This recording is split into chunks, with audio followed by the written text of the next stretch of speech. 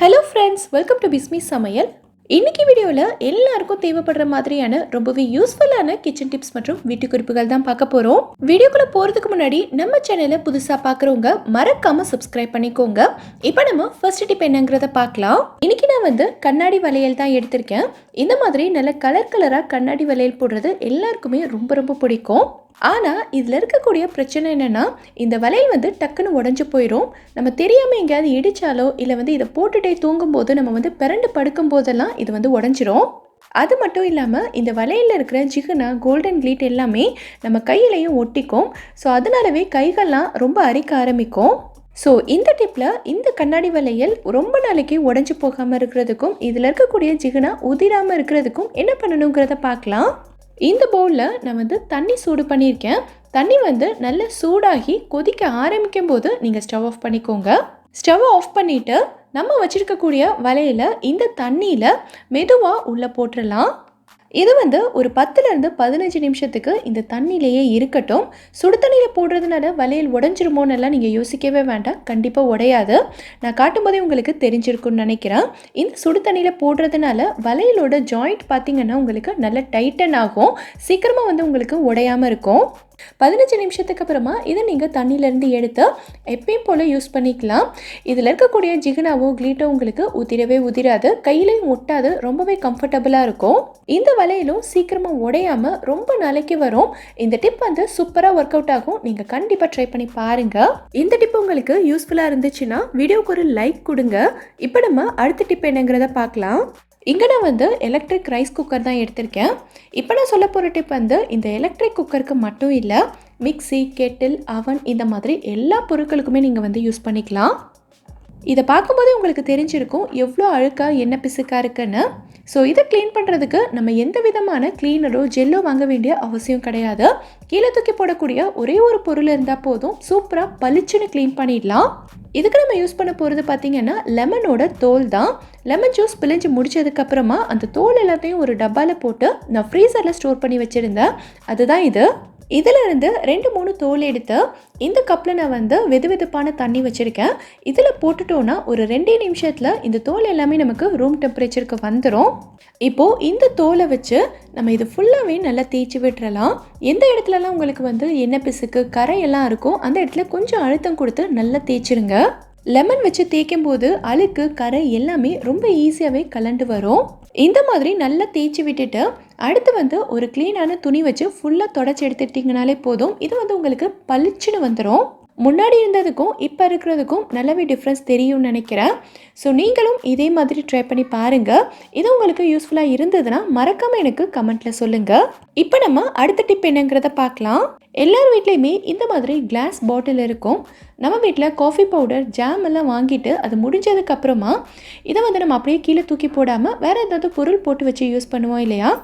So அந்த மாதிரி பாட்டிலில் இருக்கக்கூடிய ஸ்டிக்கரை ரிமூவ் பண்ணுறதுக்கு நான் முன்னாடியே ஒரு டிப் சொல்லியிருந்தேன். இப்போ நான் சொல்ல போகிறது ரொம்ப ரொம்ப ஈஸியான மெத்தட். ஒரே நிமிஷத்தில் உங்களுக்கு வேலை முடிஞ்சிடும். இந்த பாட்டிலை எடுத்து அப்படியே அவனில் வச்சிடலாம். இது அவனில் வைக்கும்போது ஸ்டிக்கர் அடிப்பகுதியில் போகாமல் சைட்லேயோ இல்லை மேல் பகுதியில் இருக்கிற மாதிரியோ பார்த்துக்கங்க. இப்போது இதை 1 நிமிஷத்துக்கு மட்டும் நம்ம சூடு பண்ணிக்கலாம். இப்போது இதை வெளியில் எடுத்துடலாம். 1 நிமிஷத்துக்கு தான் வச்சுருந்தோம். ஸோ பாட்டில் ரொம்ப சூடெல்லாம் இருக்காது, லைட்டாக வெதுப்பாக இருக்கும். இப்போ நம்ம ஸ்டிக்கரை ரிமூவ் பண்ணோன்னா ரொம்ப ஈஸியாகவே வந்துடும். நம்ம சூடு பண்ணதுனால உள்ளே இருக்கக்கூடிய பசை நமக்கு லூஸ் ஆகும். அதனாலவே ஸ்டிக்கர் ஈஸியாக எடுக்க வரும். இதில் இருக்கக்கூடிய பசையும் சேர்ந்து வந்துட்டதுனால பாட்டிலில் ஸ்டிக்கர் ஒட்டின தடமே தெரியாத அளவுக்கு அவ்வளோ நீட்டாக இருக்கும். இதே நீங்கள் சுடு தண்ணியில் ஊற வச்சும் செய்யலாம். ஆனால் அதுக்கு நம்ம தண்ணியை கொதிக்க வைக்கணும், பாட்டிலை ஒரு 10 நிமிஷமாவது ஊற வைக்கணும். ஆனால் இந்த மாதிரி செய்யும்போது ஒரே நிமிஷத்தில் வேலை முடிஞ்சிடும். இது கிளாஸ் பாட்டிலுக்கு. இதே நீங்கள் ஸ்டெயின்லெஸ் ஸ்டீல் பாத்திரத்துலேருந்து ஸ்டிக்கரை ரிமூவ் பண்ணணும்னா என்ன பண்ணணுங்கிறத சொல்கிறேன். ஸ்டவ் ஆன் பண்ணிவிட்டு நெருப்பை எந்த அளவுக்கு குறைக்க முடியுமோ அவ்வளோ குறைச்சி வச்சுக்கோங்க. இப்போது பாத்திரத்தை இந்த நெருப்புக்கு மேலே ஒரு 4-5 செகண்ட்க்கு மட்டும் காட்டினாலே போதும். அடுத்து ஒரு கத்தியோ இல்லை ஸ்பூனோ வச்சு ஸ்டிக்கரை லைட்டாக எடுத்து விட்டாலே போதும். ரொம்ப ஈஸியாகவே எடுக்க வரும். எவ்வளோ நீட்டாக வந்திருக்கு பாருங்கள். இந்த மாதிரி செய்யாமல் நம்ம சும்மாவே பிரித்து எடுத்தோன்னா பாதி பிஞ்சு வரும், மீதி பாத்திரத்திலே ஒட்டிக்கும். அப்படியே ஃபுல்லாக வந்தால் கூட அதோட பசை பாத்திரத்திலே ஒட்டிக்கும், பார்க்குறதுக்கே நல்லா இருக்காது. ஸோ இந்த மாதிரி நீங்கள் செஞ்சு பாருங்கள், ரொம்ப நீட்டாக இருக்கும். இப்போ நம்ம அடுத்த டிப் என்னங்கிறத பார்க்கலாம். இங்கே நான் வந்து ஃபேஸ் மாஸ்க் தான் எடுத்திருக்கேன். இது வந்து பெரியவங்க யூஸ் பண்ணுறது. இதையே நம்ம வந்து குட்டீஸ்க்கும் யூஸ் பண்ணணும் அப்படின்னா இது வந்து குட்டீஸோட முகத்துக்கு சரியாக கவர் ஆகாது, ஃபுல்லாக வந்து லூஸாக இருக்கும். ஸோ இந்த ஃபேஸ் மாஸ்கையே குட்டீஸோட முகத்துக்கு ஏற்ற மாதிரி நம்ம சின்னதாக ஆல்டர் பண்ண முடியும். ஃபுல்லாக கவர் ஆகும், சூப்பராக செட் ஆகும். எப்படிங்கிறத பார்க்கலாம். இந்த மாஸ்க்கை நான் வீடியோவில் காட்டுற மாதிரி 2 பக்கத்துலையுமே இந்த மாதிரி மடித்து விட்டுருங்க. இப்படி நீங்கள் மடிக்கும்போது மாஸ்கோட எலாஸ்டிக் வந்து பக்கத்தில் வரும். இப்போது இந்த 2 எலாஸ்டிக்கையும் பிடிச்சி நம்ம முடிச்சு போட்டுடலாம். நம்ம போடுற முடிச்சு வந்து மாஸ்க்குக்கு பக்கத்தில் இருக்கணும். கொஞ்சம் தள்ளி இருந்தது அப்படின்னா ரொம்ப லூஸாக இருக்கும், செட் ஆகாது. 2 பக்கமும் இதே மாதிரி முடிச்சு போட்டுட்டிங்கன்னா மாஸ்க் வந்து இந்த மாதிரி தான் இருக்கும். இப்போது இந்த மாஸ்கோட நடுப்பகுதியை மட்டும் நம்ம உள்பக்கத்துலேருந்து வெளிப்பக்கமாக விரித்து விட்டோன்னா குட்டீஸ்க்கான மாஸ்க் வந்து சூப்பராக ரெடி ஆகிடும். ஓரங்களை வந்து வெளிப்பக்கமாக எடுத்து விட்டுறக்கூடாது. ஸோ இந்த மாதிரி நீங்கள் வந்து குட்டீஸ்க்கு யூஸ் பண்ணிக்கலாம். ஸோ இனி வந்து குட்டீஸ்க்கான மாஸ்க் உங்ககிட்ட இல்லையேன்னு யோசிக்க வேண்டாம், இதே மாதிரி நீங்களும் ஃபாலோ பண்ணிக்கலாம். இப்போ நம்ம அடுத்த டிப் என்னங்கிறத பார்க்கலாம். நம்ம வீட்டில் அப்பளம் எல்லாம் மீந்து போயிருச்சு அப்படின்னா அடுத்த நாள் நம்ம எடுத்து பார்க்கும்போது கிறிஸ்பியாக இருக்காது, நமத்து போயிருக்கும். அப்பளம் வந்து பேப்பர் மாதிரி இருக்கும், சாப்பிடவே முடியாது. ஆனால் இதை வந்து நீங்கள் வேஸ்ட்டுன்னு நினச்சி கீழே தூக்கி போட வேண்டாம்.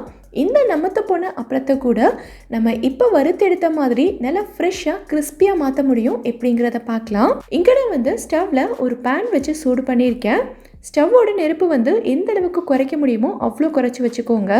இப்போது இந்த பேனில் நமத்து போன அப்பளம் எல்லாத்தையும் வச்சிடலாம். ஒரு 10 செகண்ட்க்கு மட்டும் சூடு பண்ணால் போதும். 10 செகண்ட்க்கு அப்புறமா இன்னொரு பக்கம் திருப்பி விட்டுருங்க. ஸோ 2 பக்கமும் 10 செகண்ட் வச்சதுக்கப்புறமா ஸ்டவ் ஆஃப் பண்ணிக்கலாம். அப்பளம் வந்து லைட்டாக சூடாக இருக்கும். இப்போ வந்து இதை வேறொரு பிளேட்டுக்கு மாற்றிட்டு ஆற விட்டுக்கோங்க. சூடாக இருக்கும்போது இந்த அப்பளம் வந்து நமத்து போன மாதிரி தான் இருக்கும். ஆனால் ஆறுனதுக்கப்புறமா பார்த்திங்கன்னா நல்லா கிறிஸ்பியாக வந்துடும். இப்போ இதை நான் உடச்சி காட்டுறேன் பாருங்கள் எவ்வளோ கிறிஸ்பியாக இருக்குன்னு. ஸோ நீங்களும் இதே மாதிரி கண்டிப்பாக செஞ்சு பாருங்கள். இந்த டிப் உங்களுக்கு யூஸ்ஃபுல்லாக இருந்திருக்குன்னு நினைக்கிறேன். யூஸ்ஃபுல்லாக இருந்ததுன்னா வீடியோக்கு ஒரு லைக் கொடுங்க. இப்போ நம்ம அடுத்த டிப் என்னங்கிறத பார்க்கலாம். பொதுவாக நம்ம வந்து கருவேப்பிலையெல்லாம் ஸ்டோர் பண்ணி வைக்கும்போது இதை வந்து நல்ல ஒரு ஏர்டைட் கண்டெய்னரில் போட்டு வச்சுருந்தாலுமே 1 வாரத்துக்கு இல்லை 10 நாளைக்கு தான் ஃப்ரெஷ்ஷாக இருக்கும். அதுக்கு மேலே வந்து வாட ஆரம்பிச்சிடும். ஆனால் நான் இப்போ சொல்கிற மெத்தடில் நீங்கள் கண்டிப்பாக செஞ்சு பாருங்கள். 2 மாதம் வரைக்கும் கருவேப்பிலையோட பசுமை மாறாமல் அப்படியே ஃப்ரெஷ்ஷாக இருக்கும். இதோட இலையை மட்டும் அப்படியே உருவி எடுக்காமல் இந்த மாதிரி குட்டி குட்டி காம்போடையே நீங்கள் வந்து பிச்சு வைக்கலாம். இலையாக உருவி ஸ்டோர் பண்ணுறதை விட இந்த மாதிரி காம்போடு நீங்கள் ஸ்டோர் பண்ணி வைக்கும்போது 2 மடங்கு உங்களுக்கு லாங் லைஃப் கிடைக்கும். இதை வந்து ஏர்டைட் கண்டெய்னரில் தான் ஸ்டோர் பண்ணணும்னு அவசியம் கிடையாது. ஒரு பிளாஸ்டிக் டப்பா இருந்தாலே போதும். அடியில் வந்து டிஷ்யூ போட்டுட்டு அதுக்கு மேலே நீங்கள் வந்து வச்சுக்கலாம். ஏன்னா கருவேப்பிலையிலேருந்து தண்ணியெல்லாம் வடிஞ்சதுன்னா இந்த டிஷ்யூ வந்து அப்சர்வ் பண்ணிவிட்டு ரொம்ப நாளைக்கு ஃப்ரெஷ்ஷாக வச்சுக்கும். அதே மாதிரி மேலேயும் ஒரு டிஷ்யூ போட்டு கவர் பண்ணி க்ளோஸ் பண்ணிக்கோங்க. இல்லை நீங்கள் வந்து இதை இலையாக தான் உருவி ஸ்டோர் பண்ணுவீங்க அப்படின்னா இதை வந்து மொத்தமாக ஸ்டோர் பண்ணி வைக்காமல் தனித்தனியாக பிரித்து ஸ்டோர் பண்ணுங்கள்.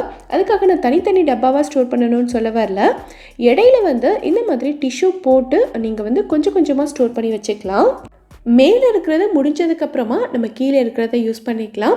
இந்த மாதிரி செய்யும் போதும் நமக்கு வந்து நிறைய நாளைக்கு ஃப்ரெஷ்ஷாக இருக்கும். இன்னொரு ஒரு சூப்பரான மெத்தட் கூட இருக்குது. ஒரு இலை கூட உங்களுக்கு வேஸ்டே ஆகாது.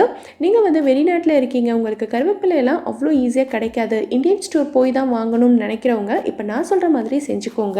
இந்த மாதிரி இலை எல்லாத்தையும் உருவி ஒரு பிளேட்டில் போட்டு 2-3 நாளைக்கு கிச்சன் கவுண்டர் டாப்லேயே ஒரு ஓரமாக எடுத்து வச்சிட்டிங்க அப்படின்னா எல்லாமே நல்லா காஞ்சு போயிடும். இதை வந்து வெயிலில் வச்சு காய வைக்கணுங்கிற அவசியம்லாம் கிடையாது. அடுத்து வந்து ஒரு பாட்டிலில் போட்டு ஸ்டோர் பண்ணி நீங்கள் வந்து கிச்சன் கவுண்டர் டாப்லேயே வச்சுக்கலாம். இது வந்து குறைஞ்சது 6 மாதம் வரைக்கும் இதோட ஃப்ரெஷ்னஸ் மாறாமல் வாசனை மாறாமல் அப்படியே இருக்கும். நீங்கள் வந்து தேவைப்படும் போது கழுவிட்டு யூஸ் பண்ணிக்கலாம். இப்போ நம்ம அடுத்த டிப் என்னங்கிறத பார்க்கலாம். இந்த மாதிரி பூரியெல்லாம் நீங்கள் வந்து குழந்தைங்களுக்கு ஸ்கூலுக்கோ இல்லை ஆஃபீஸ்க்கோ லஞ்ச் பாக்ஸில் பேக் பண்ணுறீங்க அப்படின்னா இது வந்து சாப்பிட்ற நேரம் வரைக்குமே சாஃப்டாக இருக்காது, ரொம்ப ஹார்டாயிரும். ஸோ காலையில் சுட்ட பூரி வந்து நம்ம லேட்டாக எப்போ சாப்பிட்டாலும் நல்லா சாஃப்டாக ஃப்ரெஷ்ஷாக இருக்கணும் அப்படின்னா இதை வந்து ஒரு பேப்பர் ஃபாயிலில் பேக் பண்ணி வைங்க. இதுக்கு நான் யூஸ் பண்ணுறது ஆடி யூனிராப்போட பேப்பர் ஃபாயில் தான். இந்த மாதிரி வைக்கும்போது காஞ்சி போகாமல் ரொம்ப நேரத்துக்கு சாஃப்டாக இருக்கும்.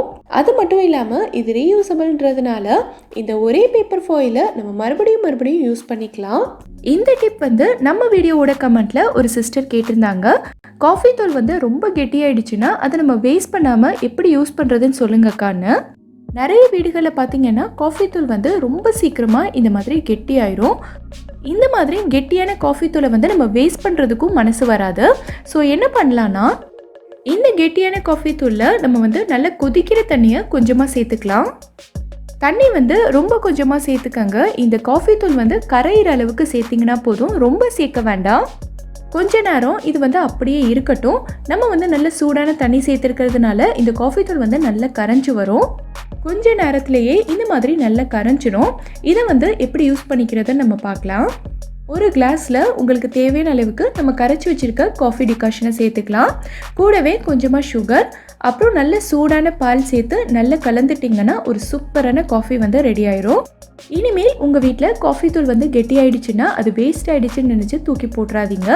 இதே மெத்தடில் நீங்கள் மறுபடியும் வேஸ்ட் பண்ணாமல் யூஸ் பண்ணிக்கலாம். காஃபி ரெடி பண்ணிவிட்டு இந்த மாதிரி சர்விங் கிளாஸ்க்கு மாற்றினதுக்கப்புறமா கொஞ்சமாக காஃபி தூளை எடுத்து இந்த மாதிரி மேலே லைட்டாக தூவி விட்டுட்டு நீங்கள் வந்து குடிச்சு பாருங்கள். இந்த காஃபியோட வாசனையும் சரி, இதோட டேஸ்ட்டும் சரி வேறு லெவலில் இருக்கும். ட்ரை பண்ணி பார்த்துட்டு எனக்கு கமெண்ட்டில் சொல்லுங்கள். நமக்கு சில ரெசிபி செய்கிறதுக்கு பட்டர் வந்து தேவைப்படும். ஸோ அந்த மாதிரி டைமில் நம்ம முன்னாடியே ஃப்ரீசர்லேருந்து பட்டரை வெளியில் எடுத்து வச்சுருக்கணும். ஆனால் சில சமயங்களில் நம்ம பட்டரை வெளியில் எடுத்து வைக்கிறதுக்கு மறந்துட்டோம் அப்படின்னா பட்டர் இந்த மாதிரி நல்ல கல் மாதிரி இருக்கும். இதை வந்து கத்தி வச்சு கூட நம்மளால் கட் பண்ணவே முடியாது, அந்தளவுக்கு நல்ல ஹார்டாக இருக்கும். இந்த மாதிரி நல்ல ஹார்டாக இருக்கிற பட்டரை நம்ம வந்து கேக் செய்கிறதுக்கோ இல்லைன்னா வந்து ப்ரெட்டில் ஸ்ப்ரெட் பண்ணுறதுக்கோ யூஸ் பண்ணவே முடியாது. அந்த மாதிரி டைமில் நீங்கள் டென்ஷன் ஆகவே வேண்டாம். நம்ம வீட்டில் எப்போவுமே இருக்கக்கூடிய இந்த மாதிரி கேரட் துருவுற கிரேட்டர் எடுத்துக்கோங்க. இந்த கிரேட்டரில் நம்ம எடுத்து வச்சுருக்க பட்டரை துருவிடலாம். நீங்கள் கையில் பிடிச்சி துருவும் போது பட்டர் வந்து நல்லா ஹார்டாக தான் இருக்கும். அதுவே துருவி கீழே வரும்போது பாருங்கள் பட்டர் எவ்வளோ சாஃப்டாக இருக்குன்னு. நான் கையில் எடுக்கும் போதே உங்களுக்கு தெரியும் பட்டர் எந்த அளவுக்கு சாஃப்டாக வந்திருக்குன்னு. ஸோ இந்த மாதிரி நம்ம பட்டரை துருவிட்டோன்னா இது வந்து ரொம்ப சீக்கிரமாக நமக்கு ரூம் டெம்பரேச்சருக்கு வந்துடும். இதை வந்து நம்ம கேக் செய்கிறதுக்கோ இல்லைன்னா ப்ரெட்டில் ஸ்ப்ரெட் பண்ணுறதுக்கோ யூஸ் பண்ணிக்கலாம். ரொம்ப யூஸ்ஃபுல்லான டிப், ட்ரை பண்ணி பாருங்கள். நம்ம வீட்டில் இஞ்சியெல்லாம் நிறைய வாங்கிட்டோன்னா அதை வந்து நம்ம கரெக்டான மெத்தடில் ஸ்டோர் பண்ணி வைக்கணும். அப்போ தான் நமக்கு வந்து நிறைய நாளைக்கு வச்சு யூஸ் பண்ண முடியும்.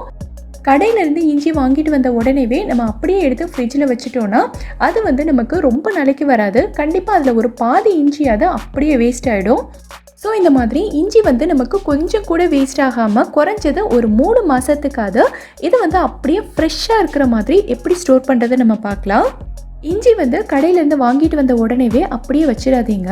ஏன்னா இந்த இஞ்சியில் நிறைய மண், அழுக்கு இதெல்லாம் இருக்கும். ஸோ இந்த மாதிரி ஒரு பவுலில் தண்ணி எடுத்துக்கோங்க. இஞ்சியை இந்த தண்ணியில் போட்டுட்டு ஒரு 10 நிமிஷத்துக்கு இதை நல்லா ஊற விட்டுருங்க. ஒரு 10 நிமிஷம் ஊறிச்சினாலே போதும். இந்த இஞ்சியில் இருக்க அழுக்கு, மண் எல்லாமே நமக்கு ரொம்ப ஈஸியாக கலந்து வந்துடும்.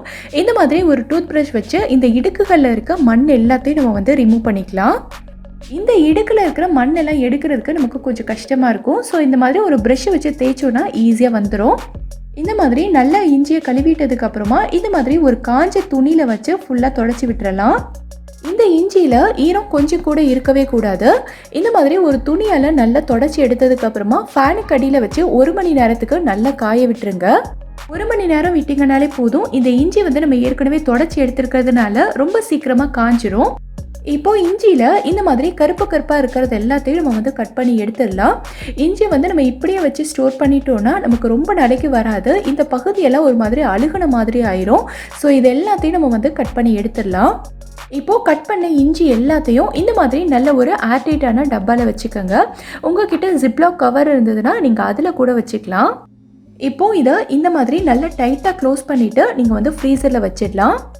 இந்த மாதிரி நம்ம வந்து ப்ராப்பராக க்ளீன் பண்ணிவிட்டு இஞ்சியை ஃப்ரீசரில் ஸ்டோர் பண்ணி வைக்கும்போது பார்த்திங்கன்னா இது வந்து நமக்கு கண்டிப்பாக ஒரு 3லேருந்து 4 மாதம் வரைக்கும் அப்படியே ஃப்ரெஷ்ஷாகவே இருக்கும். இதில் கொஞ்சம் கூட வேஸ்டே ஆகாது. நமக்கு தேவைப்படும் போது ஃப்ரீசர்லேருந்து தேவையான அளவுக்கு மட்டும் எடுத்து நம்ம யூஸ் பண்ணிக்கலாம். கண்டிப்பாக ரொம்ப யூஸ்ஃபுல்லாக இருக்கும். ட்ரை பண்ணி பாருங்கள். இந்த வீடியோ பிடிச்சிருந்தா லைக் பண்ணுங்கள். உங்கள் ஃப்ரெண்ட்ஸ், உங்கள் ஃபேமிலி மெம்பர்ஸ் கூட இந்த வீடியோவை ஷேர் பண்ணுங்கள். மறக்காமல் நம்ம பிஸ்மி சமையலுக்கு சப்ஸ்கிரைப் பண்ணிவிட்டு பக்கத்தில் இருக்கக்கூடிய பெல் ஐக்கானையும் கிளிக் பண்ணி அதில் ஆல்ங்கிற ஆப்ஷனையும் செலக்ட் பண்ணுங்கள். தேங்க்யூ.